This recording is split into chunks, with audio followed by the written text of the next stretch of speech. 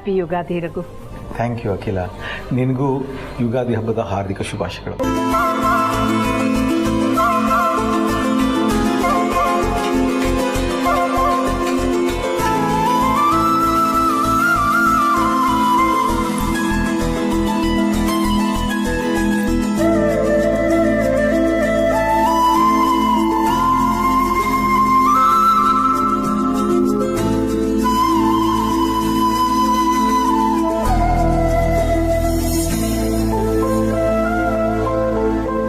ಯುಗಾದಿ ಹಬ್ಬದ ಶುಭಾಶಯಗಳು ಯಜಮಾನ್ರೆ.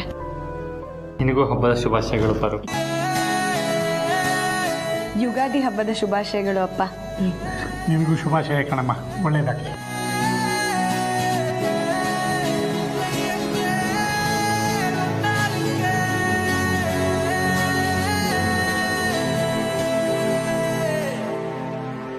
ಎಲ್ಲರಿಗೂ ಹೊಸ ವರ್ಷದ ಹಾರ್ದಿಕ ಶುಭಾಶಯಗಳು.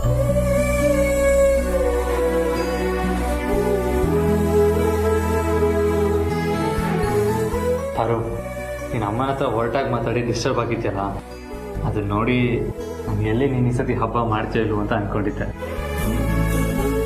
ಅಖಿಲ, ನೆನ್ನೆ ನೀನಿದ್ದ ಮೂಡ್ ನೋಡಿ ಇವತ್ತು ನಮ್ಮ ಮನೆಯಲ್ಲಿ ಯುಗಾದಿ ಹಬ್ಬದ ಸೆಲೆಬ್ರೇಷನ್ ಮಾಡ್ತೀವೋ ಇಲ್ವೋ ಅಂತ ಅಂದ್ಕೊಂಡಿದ್ದೆ. ನೋವಿಗಿಂತ ಸಂಭ್ರಮ ನನ್ನ ಕಣ್ಣು ಮುಂದೆನೇ ಇರೋವಾಗ ಸೆಲೆಬ್ರೇಟ್ ಮಾಡದೇ ಇರೋಕ್ಕಾಗತ್ತಾ ರಘು? ಅಲ್ವೇ ನಮ್ಮ ಜನನಿ?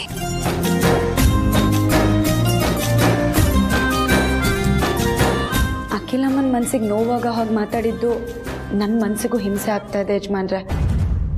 ಆದರೆ ಹಬ್ಬ ಅನ್ನೋದು ಕುಟುಂಬದವ್ರೆಲ್ಲರೂ ಸೇರಿ ಆಚರಿಸ್ಬೇಕಾದದ್ದು. ನನ್ನ ನೋವು ಹಿಂಸೆಯಿಂದ ಅದು ಬೇರೆಯವ್ರ ಸಂತೋಷನ ಹಾಳು ಮಾಡಬಾರ್ದಲ್ವಾ? ಅದಕ್ಕೆ. ಅದು ಅಲ್ಲದೆ ಇವತ್ತಿಂದ ನಿಮ್ಮ ಹೊಸ ಜೀವನ ಶುರುವಾಗೋದ್ರಲ್ಲಿದೆ. ನಿಮ್ಮದು ಅಲ್ಲ, ನಮ್ಮದು ಅಂತ ಹೇಳು ಪಾರು. ಸರಿ ಸರಿ, ನಮ್ಮ ಹೊಸ ಜೀವನ ಶುರುವಾಗೋದ್ರಲ್ಲಿದೆ. ಆ ದೇವ್ರು ಕೊಟ್ಟಿದ್ದನ್ನ ನಾವು ಸಂತೋಷದಿಂದ ಅನುಭವಿಸ್ಬೇಕಲ್ವಾ?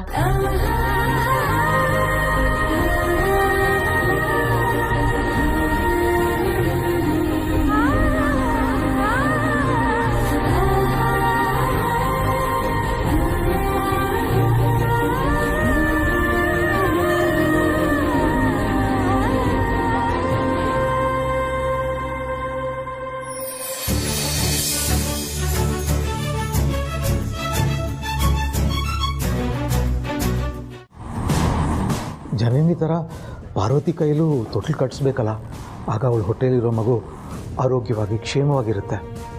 ಆದರೆ ಈಗಿರೋ ಪರಿಸ್ಥಿತಿನಲ್ಲಿ ಅಖಿಲ ಪಾರ್ವತಿ ಕೈಯಲ್ಲಿ ಹರಕೆ ತೀರಿಸೋದಂತೂ ಆಗದ ಮಾತು. ಮಾವನಾಗಿ ನಾನಾದರೂ ಆ ಕರ್ತವ್ಯ ಮಾಡಬೇಕು. ಹೇಗೂ ಜನನಿ ತಿಂಡಿ ತಿಂದು ಸುಧಾರಿಸ್ಕೊಂಡು ಮೇಲೆ ದೇವಸ್ಥಾನಕ್ಕೆ ಹೋಗೋದು ಅಂತ ಅಖಿಲ ಹೇಳಿದ್ದಾಳೆ. ಅಷ್ಟರೊಳಗೆ ನಾನು ಪಾರ್ವತಿನ ದೇವಸ್ಥಾನಕ್ಕೆ ಕರ್ಕೊಂಡು ಹೋಗಿ ಹರಕೆ ತೊಟ್ಲು ಕಟ್ಟಿಸ್ಬಿಡ್ಬೇಕು. ಅಕ್ಕ, ನಾನು ಬಸರಿ ಅಂದಮೇಲೆ ನಾನು ಹರಕೆ ತೊಟ್ಟಲನ್ನ ಕಟ್ಟಬೇಕು ತಾನೆ. ಆದರೆ ಇವತ್ತು ಬೇಡ. ಇವತ್ತು ಹಬ್ಬದ ಊಟನ ಚೆನ್ನಾಗಿ ಊಟ ಮಾಡಿಕೊಂಡು ನಾಳೆ ಹೋಗಿ ಕಟ್ಬಿಟ್ಟು ಬರ್ತೀನಿ. ಅಖಿಲ, ಒಂದು ಅರ್ಜೆಂಟ್ ಕೆಲಸ ಇದೆ, ನನ್ನ ಫ್ರೆಂಡ್ ಮೀಟ್ ಮಾಡ್ಕೊಂಡು ಬರ್ತೀನಿ. ಎಲ್ಲೇ ಹೋಗೋದಿದ್ರು ತಿಂಡಿ ತಿನ್ಕೊಂಡು ಹೋಗಿ ರಘು. ಆಯಿತು ಅಖಿಲ.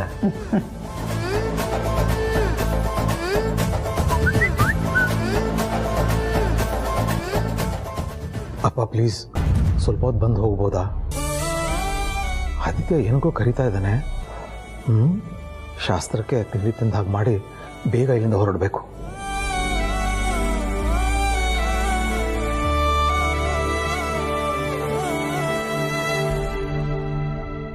ಆದಿತ್ಯ, ನಿನ್ನೆ ಕೇಳ್ತಿರೋದು ಆಟೋ ಓಡಿಸಿ ಜೀವನ ಮಾಡಬೇಕು ಅಂತಿದೀಯಾ? ಹೌದಪ್ಪ, ಎಲ್ಲರ ಹತ್ರನೂ ಕೆಲಸ ಕೇಳ್ಕೊಂಡು ಹೋಗಿ ನನಗೆ ಸಾಕಾಯ್ತಪ್ಪ. ಅದಕ್ಕೆ ನಂದು ಅಂತ ಒಂದು ಆಟೋ ತಗೊಂಡು ಓಡಿಸೋಣ ಅಂತ ಅಂದ್ಕೊಂಡೆ. ಸಾರಥಿ ಸಹಾಯದಿಂದ ಸಾಲನೂ ಸಿಕ್ತು, ಕಂಟಿಯವ್ರ ಸಹಾಯದಿಂದ ಇವತ್ತು ಆಟೋನೂ ಬಂತು.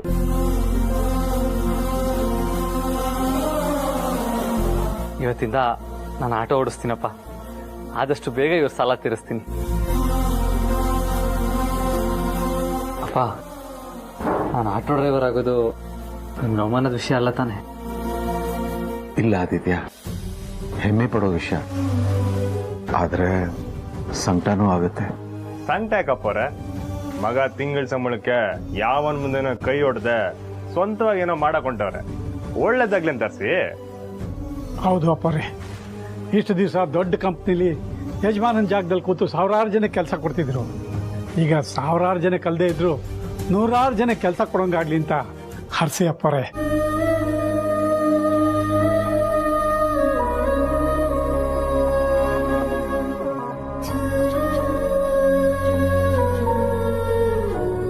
ಅಜಿತ್ ಅವರೇ, ಹನುಮಂತಣ್ಣ ಹೇಳ್ದಂಗೆ ಇವತ್ತಿಂದ ಈ ಆಟೋಗೆ ನೀವೇ ಯಜಮಾನ. ಈ ಒಂದು ಆಟೋ 10 ಆಗ್ಲಿ 10 100 ಆಗ್ಲಿ, ನೀವಿನ್ನೂ ಸಾವಿರಾರು ಜನಕ್ಕೆ ಅನ್ನದ ದಾರಿ ಮಾಡ್ಕೊಡಂಗಾಗ್ಲಿ. ತಕೊಳ್ಳಿ ಕೀನ.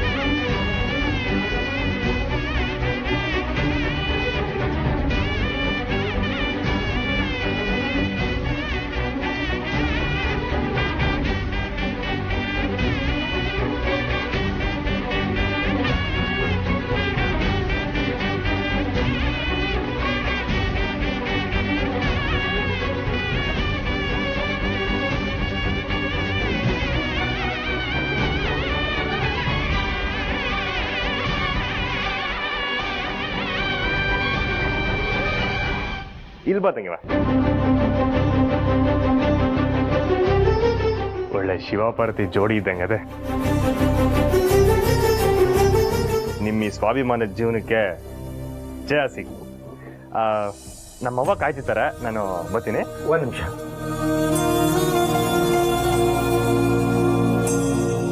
ಆ ದೇವ್ರು ನನಗೆ ನನ್ನ ಮಗನಿಗೆ ಕಾರ್ ಶೋರೂಮ್ ಓಪನ್ ಮಾಡಿಕೊಡೋ ಚೈತನ್ಯ ಕೊಟ್ಟಿದ್ದಾನೆ. ಆದರೆ ಅವನ ಸಹಾಯ ಮಾಡೋ ಅದೃಷ್ಟ ನನಗಿಲ್ಲ. ನನ್ನ ಮಗನ ಜೀವನಕ್ಕೆ ಒಂದು ದಾರಿ ಮಾಡಿಕೊಡ್ಬೇಕಲ್ಲ ಅಂತ ಯೋಚನೆ ಮಾಡ್ತಿದ್ದೆ. ಅದು ನಿಮ್ಮ ಮೂಲಕ ಸಾಧ್ಯ ಆಯಿತು. ತುಂಬ ಥ್ಯಾಂಕ್ಸ್ ಕಣಪ್ಪ. ನೀವು ನಮ್ಮ ಅಪ್ಪಯ್ಯ ಇದ್ದಂಗೆ, ಅವರು ನಮ್ಮ ಅಣ್ಣ ಇದ್ದಂಗೆ. ನಿಮ್ಗೆ ಯಾವಾಗ ಏನೇ ಸಹಾಯ ಬೇಕಂದ್ರೂ ಈ ಕಂಟಿ ಇರ್ತಾನೆ. ಸರಿ, ನಾ ಬರ್ತೀನಿ. ತಂಗಿವಾ, ಬರ್ತೀನಿ. ಹನುಮಂತಣ್ಣ.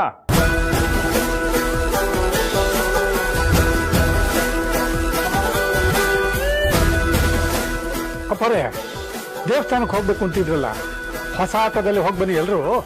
ಓ ಹೌದಲ್ವಾ, ಒಳ್ಳೆ ಐಡಿಯಾ ಹನುಮಂತು. ನನ್ನ ಮಗನ ಹೊಸ ಆಟೋದಲ್ಲಿ ಮೊದಲನೇ ಪಯಣ ದೇವಸ್ಥಾನಕ್ಕೆ. ಹೋಗೋಣ.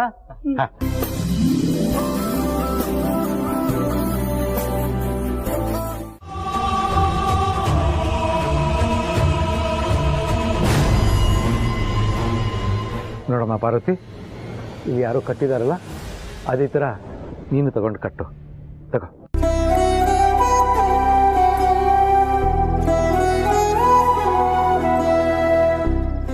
ಈ ತೊಟ್ಟಿಲಿಗೆ ನಿಮ್ಮ ಅತ್ತೆ ಆಶೀರ್ವಾದನೂ ಇದ್ದಿದ್ರೆ ಹರಿಕೆ ಪರಿಪೂರ್ಣ ಆಗ್ತಿತ್ತು. ಇರ್ಲಿ ಬಿಡಮ್ಮ, ಆ ಭಗವಂತ ಇದ್ದಾನೆ, ಕಟ್ಟು.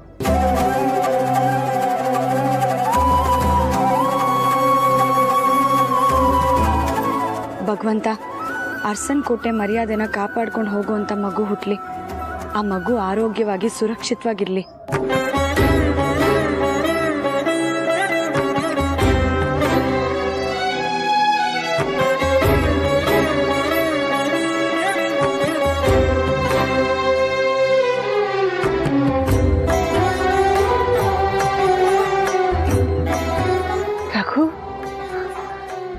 ತೊಟ್ಲು ಕಟ್ಟೋ ಹರಕೆಗೋಸ್ಕರ ನಾವು ದೇವಸ್ಥಾನಕ್ಕೆ ಬರೋದು ಗೊತ್ತಾಗಿ ಅವರು ಬಂದ್ಬಿಟ್ಟಿದ್ದಾರೆ.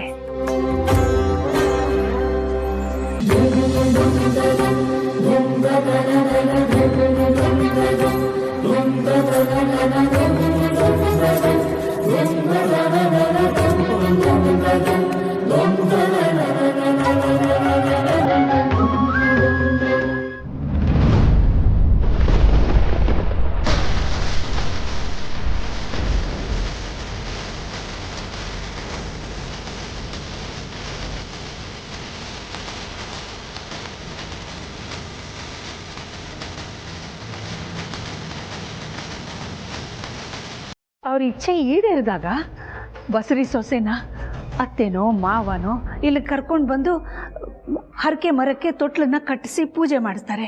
ಇದನ್ನ ಬಿಟ್ರೆ ಬೇರೆ ಯಾವುದಾದ್ರೂ ಕಾರಣಕ್ಕೆ ಆ ತೊಟ್ಲನ್ನ ಕಟ್ತಾರಾ? ಇಲ್ಲಮ್ಮ, ತೊಟ್ಲು ಕಟ್ಟೋದು ಅದೊಂದೇ ಕಾರಣಕ್ಕೆ.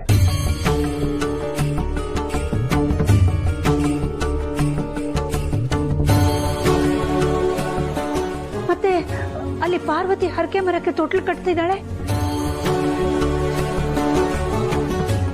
ಯಾವ ಪಾರ್ವತಿ? ಓ, ನಿಮ್ ದೊಡ್ಡ ಸೊಸೆ ಬಗ್ಗೆ ಮಾತಾಡ್ತಾ ಇದ್ದೀರಾ? ಹಾ, ಅವರು ಕೂಡ ಬಸರಿ ತಾನೆ?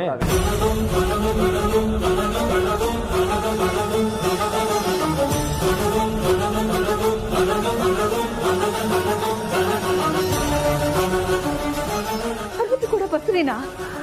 ಅವಳು ತಾಯಿ ಆಗ್ತಿದ್ದಾಳ? ಹೌದಮ್ಮ. ಈಗ ಸ್ವಲ್ಪ ಹೊತ್ತಿನ ಮುಂಚೆ ನಿಮ್ ಯಜಮಾನ್ರು ನಿಮ್ ದೊಡ್ಡ ಸೊಸೆ ದೊಡ್ಡ ಮಗನ ಜೊತೆ ಬಂದಿದ್ರು.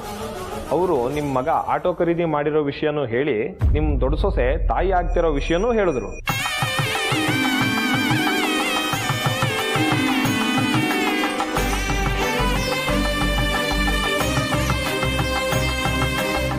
ಅವ್ರ ಕೈಲಿ ಹರಕೆ ತೊಟ್ಲನ್ನ ಕಟ್ಸೋದಕ್ಕೆ ಬಂದಿದ್ದೀನಿ ಅಂತ ಹೇಳಿದ್ರು. ಅದನ್ನ ನಾನೇ ದೇವ್ರ ಮುಂದಿಟ್ಟು ಕೊಟ್ಟಿದ್ದೀನಿ ಅವ್ರಿಗೆ. ಯಾಕಮ್ಮ, ನಿಮ್ಗೆ ಈ ವಿಷಯ ಗೊತ್ತಿಲ್ವಾ?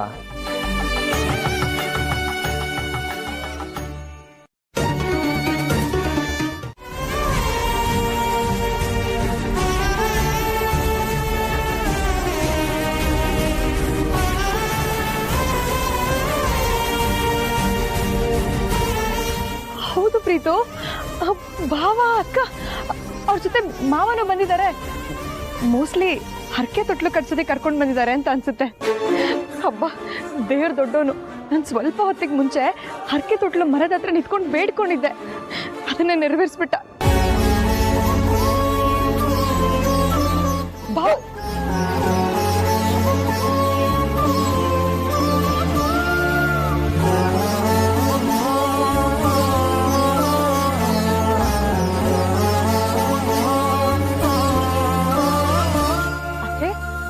ಏನಿಷ್ಟೊಂದು ಖುಷಿಯಾಗಿದ್ದೀರಾ? ಮನೆಗೆ ಮೊಮ್ಮಗು ಬರ್ತಾ ಇದ್ವಲ್ಲ, ಅದಕ್ಕೆ. ಪ್ರೀತು, ಬೇಗ ಗಾಡಿ ತೆಗಿಯಪ್ಪ, ಮನೆಗೆ ಹೋಗೋಣ.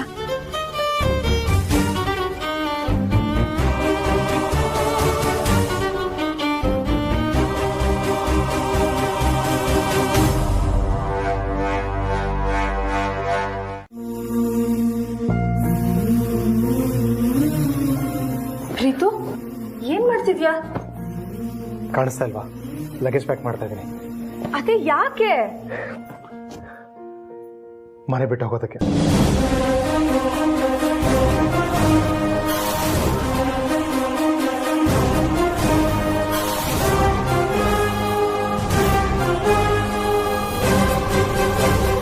ನಾನು ನೀನು ಈ ಕ್ಷಣನೇ ಮನೆ ಬಿಟ್ಟು ಹೋಗೋಣ. ಯಾರಿಗೂ ಹೇಳೋದು ಬೇಡ. ನಾವು ಮನೆ ಬಿಟ್ಟು ಹೋಗುವಂಥದ್ದು ಏನಾಗಿದೆ? ಇನ್ನು ಏನಾಗ್ಬೇಕು ಜನನಿ? ಧ್ರುವನ ದೇವಸ್ಥಾನದ ಹೊರಗಡೆ ನೋಡ್ದೆ ತಾನೆ? ನೋಡ್ದೆ. ಆಟೋದಲ್ಲಿ ಬಂದಿದ್ದ,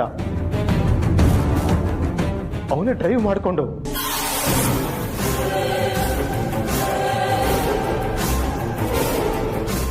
ಅಲ್ಲಿಗೆ ಅವನಿಗೆಲ್ಲೂ ಬೇರೆ ಕೆಲಸ ಸಿಗ್ತಾ ಇಲ್ಲ ಅಂತ ಆಟೋ ಡ್ರೈವ್ ಮಾಡಕ್ಕೆ ಡಿಸೈಡ್ ಮಾಡಿದ್ದಾನೆ ಅಂತ ತಾನೆ? ಅವನಿಗೆ ಈ ಪರಿಸ್ಥಿತಿ ಬರೋದಕ್ಕೆ ಕಾರಣ ಯಾರು? ನಾನ್ ತಾನೆ.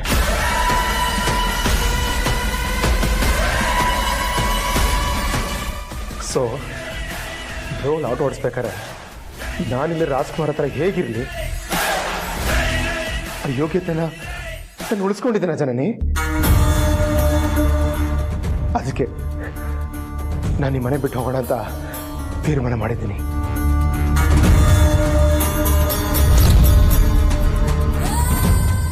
ಆದರೆ ನಿನ್ನನ್ನು ಈ ಪರಿಸ್ಥಿತಿಯಲ್ಲಿ ಬಿಟ್ಟು ಹೋಗೋಕ್ಕಾಗಲ್ಲ. ಅದಕ್ಕೆ ನೀನು ನನ್ನ ಜೊತೆ ಬಂದ್ಬಿಡು ಪ್ಲೀಸ್. ನಾವಿಬ್ರು ಅದಕ್ಕೆ ಜೊತೆ ಇರೋಣ.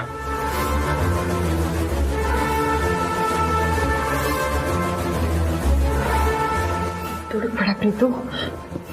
ನಾವು ಹಾಗೇನಾದ್ರೂ ಮಾಡಿದ್ರೆ ಅದ್ರ ಪರಿಣಾಮ ಏನಾಗ್ಬೋದು ಅಂತ ಯೋಚನೆ ಮಾಡಿದ್ಯಾ? ಏನಾದರೂ ಆಗಿರಲಿ, ನಾನು ಹ್ಯಾಂಡಲ್ ಮಾಡ್ತೀನಿ, ನಾನು ಫೇಸ್ ಮಾಡ್ತೀನಿ. ಒಟ್ಟಿನಲ್ಲಿ ಬ್ರೋ ಅದಕ್ಕೆ ಇಲ್ದಿರೋ ಸುಖ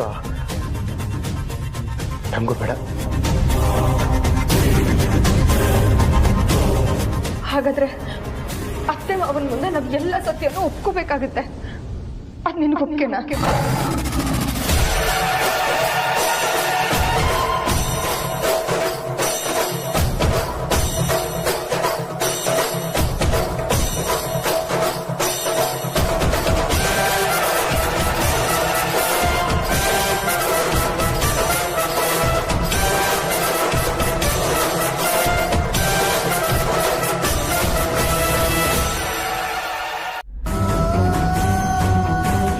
ಅಪ್ಪ ಅಮ್ಮ ಆಗ್ತಾ ಇರೋ ವಿಷಯ ಇಡೀ ಅರ್ಸನ್ ಕೋಟೆ ಗೊತ್ತಾದ್ರೂ ಪರವಾಗಿಲ್ಲ, ಆದ್ರೆ ಅಮ್ಮಂಗೆ ಮಾತ್ರ ಗೊತ್ತಾಗ್ಬಾರ್ದು.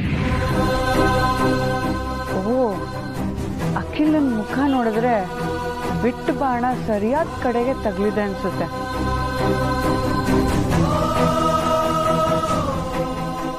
ಏನೇ ಅಖಿಲ, ನಿನ್ ದೊಡ್ಡ ಸೊಸೆ ಬಸ್ರಿ ಅಂತ ಗೊತ್ತಾದ ತಕ್ಷಣ ಓಡೋಗಿ ತಬ್ಕೊಂಡು ಮುದ್ದು ಮಾಡ್ಬೇಕು ಅನ್ಕೊಂಡಿದ್ಯಾ?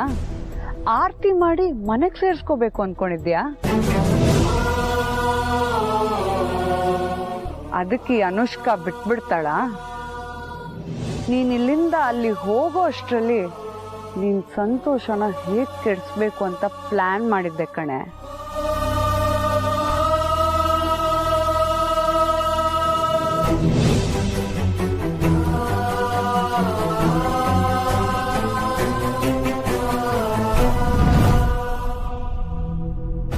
ಯಾಕೆ ಯಜಮಾನ್ರೆ, ನನ್ನ ತಾಯಿ ಆಗ್ತಿರೋ ವಿಚಾರ ಯಾರಿಗೆ ಗೊತ್ತಾದ್ರೂ ಪರವಾಗಿಲ್ಲ, ಅತ್ಯಮ್ಮಂಗೆ ಮಾತ್ರ ಗೊತ್ತಾಗ್ಲೇಬಾರ್ದು ಅಂತ ಹೇಳಿದ್ರಿ. ಯಾಕೇನಾಯ್ತು?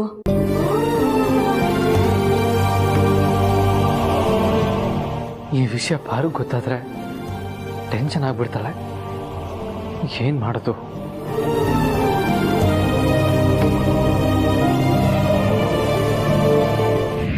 ಈಗ್ಲೇ ಹೋಗಿ ಅರ್ಸನ್ ಕೋಟೆ ಬಾಗ್ಲು ಮುಂದೆ ನಿಂತ್ಕೋ. ನಿನ್ ಮುಖ ನೋಡಕ್ಕೂ ಅಸಹ್ಯ ಪಡ್ಬೇಕು, ಆ ರೀತಿ ಅವಮಾನ ಮಾಡ್ಬೇಕು. ನನಗ್ ಬಂದ ಅನಾಮಿಕ ಕರೆ ನಿಮ್ಗೂ ಬಂದಿತ್ತಾ? ಯಜಮಾನ್ರೆ, ನನ್ನ ಹತ್ರ ಮುಚ್ಚು ಮರೆ ಬೇಡ. ನಾನು ಮನ್ಸಿಗೆ ಹಚ್ಕೊಂಡು ಕೊರಗ್ತೀನಿ ಅನ್ನೋ ಆತಂಕನೂ ಬೇಡ.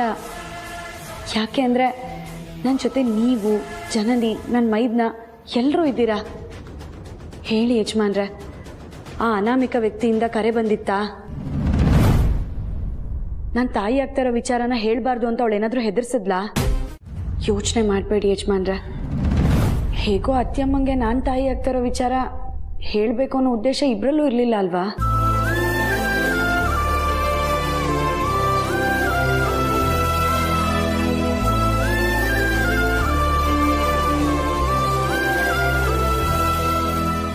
ಆದರೆ ಗರ್ಭ ಅನ್ನೋದು ಮುಚ್ಚಿಡೋ ಅಂಥದ್ದಲ್ಲ.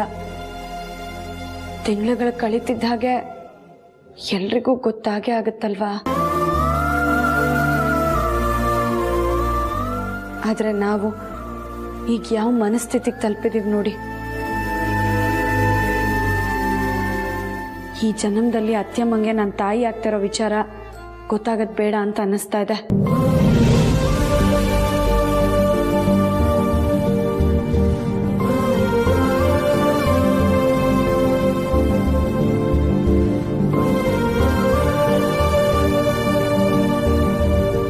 ನಾವ್ ಈ ಯುದ್ಧನ ಗೆಲ್ಬೇಕು ಪಾರು.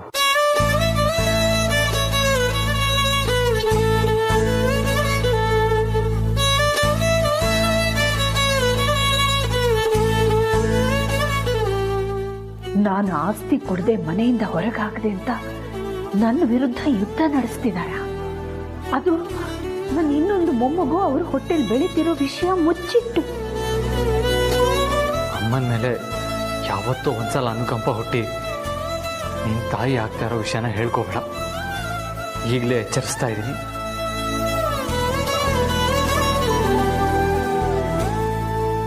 ಪ್ರತಿ ಕ್ಷಣ ಎಚ್ಚರವಾಗಿರ್ತೀನಿ ಯಜಮಾನ್ರೆ. ಮೊನ್ನೆ ನಡೆದಿದ್ದೆಲ್ಲ ಮರ್ತಿಲ್ಲ, ಮರೆಯೋದು ಇಲ್ಲ.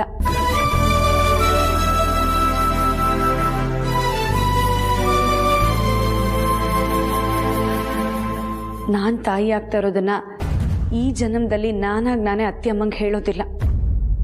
ಯೋಚನೆ ಮಾಡಬೇಡಿ.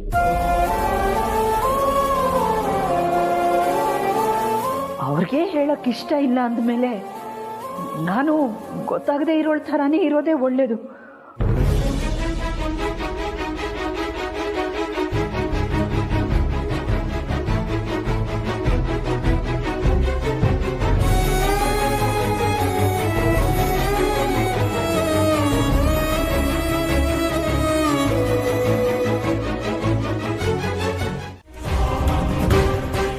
ಅರುಂಧತಿ ಹೋದ್ಲು ಅಂದ್ರೆ ಅವಳನ್ನೂ ಮೀರ್ಸೋ ಸಂಚಗಾತಿ ಬಂದು ಮರೆಯಲ್ಲಿ ನಿಂತು ಹೊಂಚಾಗ್ತಾ ಇದ್ದಾಳೆ.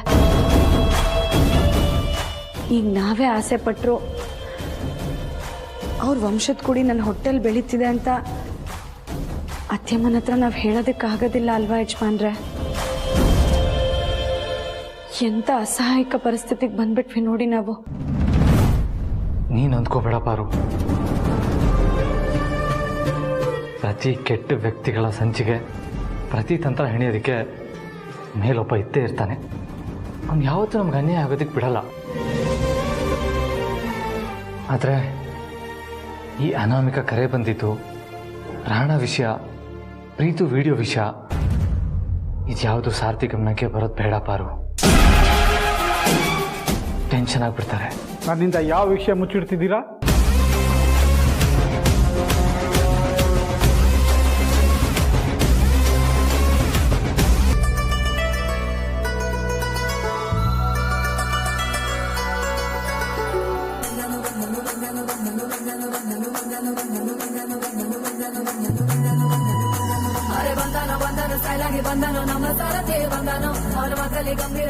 ಬ್ರೋ,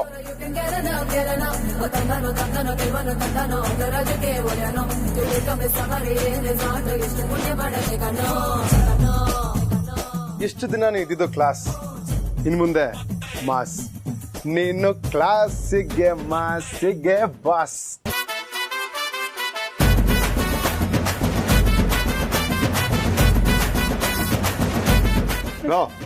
ಸೂಪರ್ ಆಗಿ ಕಾಣಿಸ್ತಿದೆ ಅಲ್ಲ? ಓಕೆ,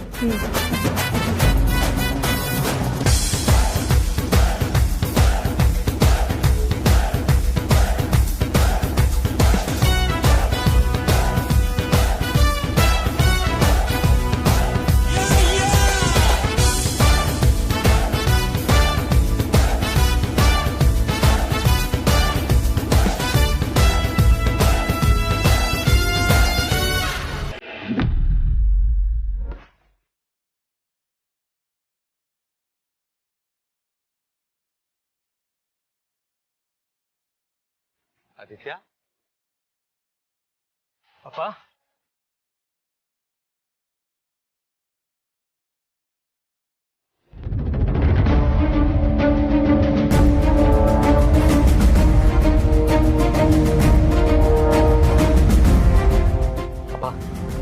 ಮೊದಲನೇ ದಿನ ಕೆಲ್ಸಕ್ಕೆ ಹೋಗ್ತಾ ಇದ್ದೀನಿ.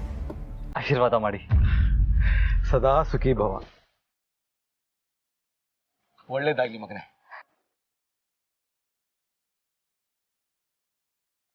ನಾನು ಓದ್ ಮುಗಿಸಿ ಮೊದಲನೇ ದಿನ ಕೆಲ್ಸಕ್ಕೆ ಹೋದಾಗ ನಿಮ್ಮ ಆಶೀರ್ವಾದ, ಅಮ್ಮನ ಆಶೀರ್ವಾದ, ಇಬ್ಬರ ಆಶೀರ್ವಾದನೂ ಸಿಕ್ಕಿತ್ತು. ಆದ್ರೆ ಇವತ್ತು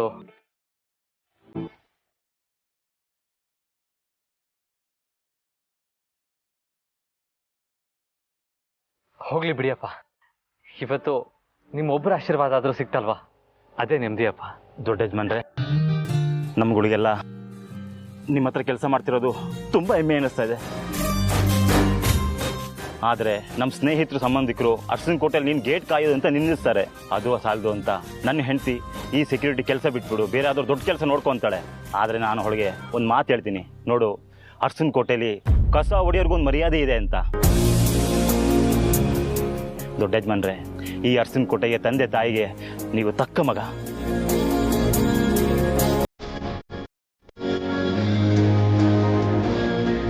ದೊಡ್ಡ ಯಜಮಾನ್ರೆ, ನೀವು ಅರ್ಶಿನ ಕೋಟೆ ಮಗ. ನೀವು ಆಟ ಓಡಿಸೋದು ನೋಡಿದ್ರೆ ಕೆಲವರೆಲ್ಲ ಆ ಕೆಲಸ ದೊಡ್ಡದು ಈ ಕೆಲಸ ಚಿಕ್ತು ಅನ್ನೋರನ್ನ ನಿಮ್ಮ ಕಾಲು ಕೆಳಗಡೆ ತಂದಾಕ್ಬೇಕು ಅಂತ ಅನ್ಸುತ್ತೆ.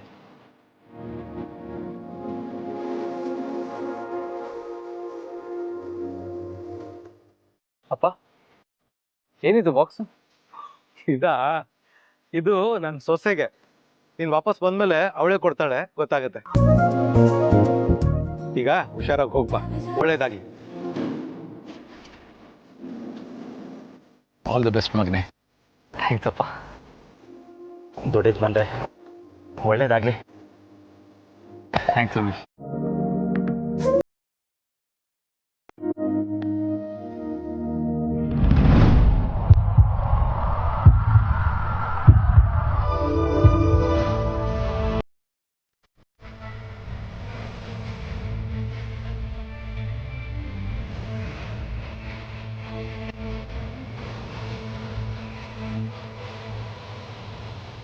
ಇವತ್ತು ಆಟೋ ಡ್ರೈವರ್ ಆಗಿ ಫಸ್ಟ್ ಟೈಮ್ ಹೋಗ್ಬೇಕಾದ್ರೆ ಅಮ್ಮನ ಆಶೀರ್ವಾದ ಸಿಗಲಿಲ್ಲ ಅಂತ ಕೊರಗಿತ್ತು. ಆದರೆ ಅವ್ರ ಮುಖನಾದ್ರೂ ನೋಡ್ಕೊಂಡು ಹೋಗೋ ಭಾಗ್ಯ ಸಿಕ್ತಲ್ಲ. ಥ್ಯಾಂಕ್ಸ್ ಅಮ್ಮ.